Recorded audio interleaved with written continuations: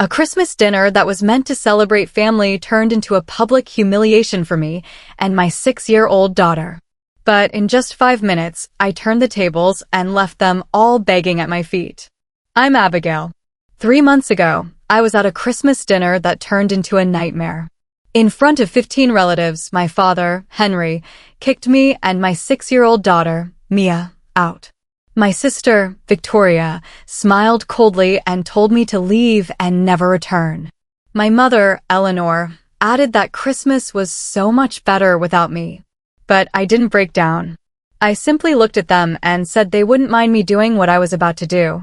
5 minutes later, every single one of them was on their knees, begging me to undo it.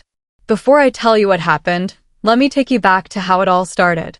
18 months ago, my husband Ryan died in a tragic car accident. I was waiting outside Mia's kindergarten when I got the call from the hospital. I don't remember much of that day, just the feeling of my world shattering. 4 days later at the funeral, my family showed up.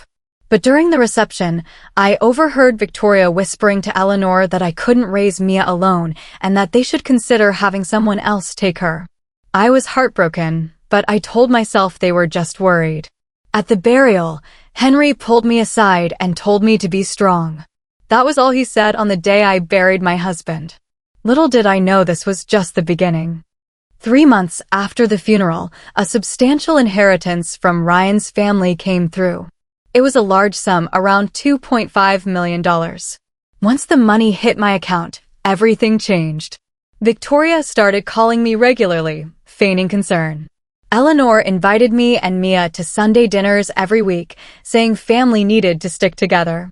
Even Henry, who had barely spoken to me since my wedding, suddenly wanted to catch up. At the 4th Sunday dinner, Henry cleared his throat and suggested that I let Victoria manage my finances. He said she was good with money and that I was more of a creative type. I told him I was handling things fine. The atmosphere in the room turned icy. Victoria jumped in, still with that fake sweetness, saying they were just worried about me since I'd never dealt with such a large amount of money before. After dinner, as I was getting Mia's coat, an old wrinkled hand caught my wrist. It was my grandmother, Amelia, who was 88 years old and as sharp as a whip. She leaned in close and whispered to be careful with the money. She didn't trust anyone in the room.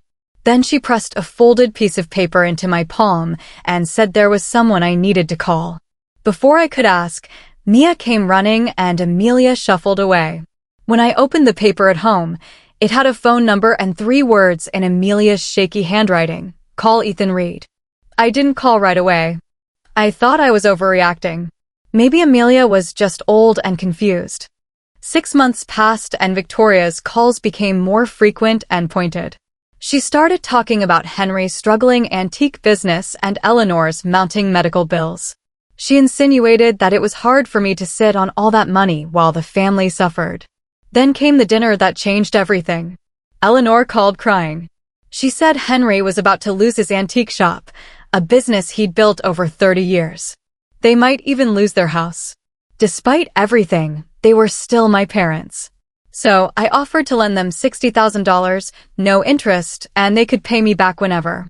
But Henry's booming voice came through the phone saying he didn't need charity from his own daughter. Victoria then smoothly suggested that I sign some papers to let her handle the investments so they could help the family properly. When I asked what papers, she said it was just standard stuff like power of attorney and asset management. But I remembered Ryan's words: never sign anything without reading it twice, and never sign over control of money to family. I told her I needed to think about it. That night, I finally called the number Amelia had given me. The next day, when I got home from work, Mia was crying in her bed. It took a long time for her to tell me that Eleanor had said she wished Ryan was still alive instead of me because Ryan knew how to take care of her and I didn't. My heart broke into a million pieces. Later, I found out through a distant cousin that Victoria had been spreading rumors in the family group that I was gambling away the inheritance. I was furious. I decided to meet Ethan Reed. He was younger than I expected, in his early 30s. When I walked into his office, I saw a photo of him and Ryan at a college party. He told me that Ryan was his best friend and that Ryan had asked him to look out for me and Mia if anything happened to him. Ethan had done some digging. He showed me that Victoria had contacted the inheritance executor 2 months ago, inquiring about transferring the rights. He also found out that Henry's antique business was on the verge of bankruptcy due to bad investments, and Victoria's fashion boutique was in debt. They wanted my money, not to help me manage it. 1 week before Christmas, Victoria showed up at my door with a manila folder. She wanted me to sign the papers for the family. I refused, and she started to insult me, saying I was just lucky to marry Ryan and that I wasn't smart enough to handle the money. Mia heard everything. 3 days before Christmas, Henry called and demanded that I come to Christmas dinner at Amelia's house and sign the papers. He threatened to disown me if I didn't. But I remembered Amelia's words and Ethan's warnings. I told him I wouldn't sign anything, and he hung up on me. On Christmas Eve, I went to Amelia's house alone, leaving Mia with a neighbor. Amelia gave me a sealed envelope and told me not to open it until the right moment at dinner the next day. She said it was insurance, the real kind, and that it contained the truth and something they never expected. On Christmas morning, Ethan called. He said Amelia had forwarded him an email chain between Victoria and Eleanor. It was a detailed plan to manipulate me into signing the papers. They'd been planning it since 2 weeks after Ryan's death. Ethan said he had printed copies and would be at Amelia's house by 8 that night. At 4:30 p.m., Mia and I arrived at Amelia's. The house looked picture perfect, but I knew there was rot underneath. Victoria greeted us with a fake smile and led us to the dining room. During dinner, halfway through the main course, Victoria stood up and made an announcement. She said our family was in a difficult situation and that they were concerned about how I was managing my inheritance. She then asked me to sign the papers to let her co-manage my finances, all for my own good and Mia's future. I stood up slowly and said no. The room went silent. Henry got angry and said I couldn't say no to family.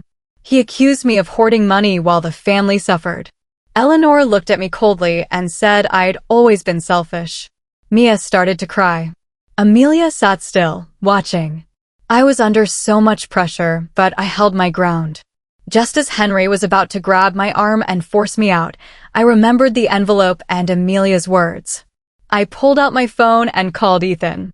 I put it on speaker, and he said he was 5 minutes away.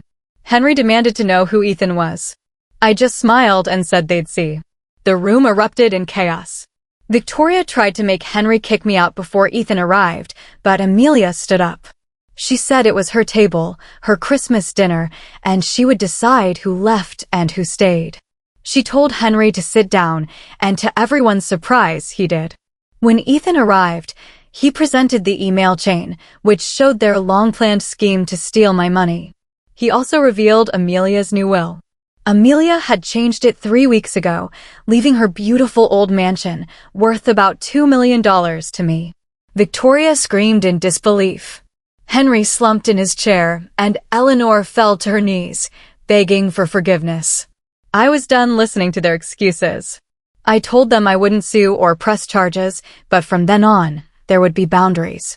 After that night, I received calls from relatives who apologized for believing Victoria's lies. I also found out that Henry's antique shop filed for bankruptcy and Victoria lost several important clients. 2 weeks after Christmas, Amelia called and asked if she could move in with me and Mia. She said she'd been lonely in that big house, and we were the family she truly wanted. Mia was overjoyed and I said yes.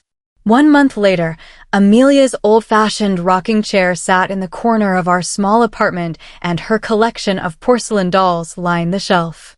Every evening, we ate dinner together, shared stories, and created new memories.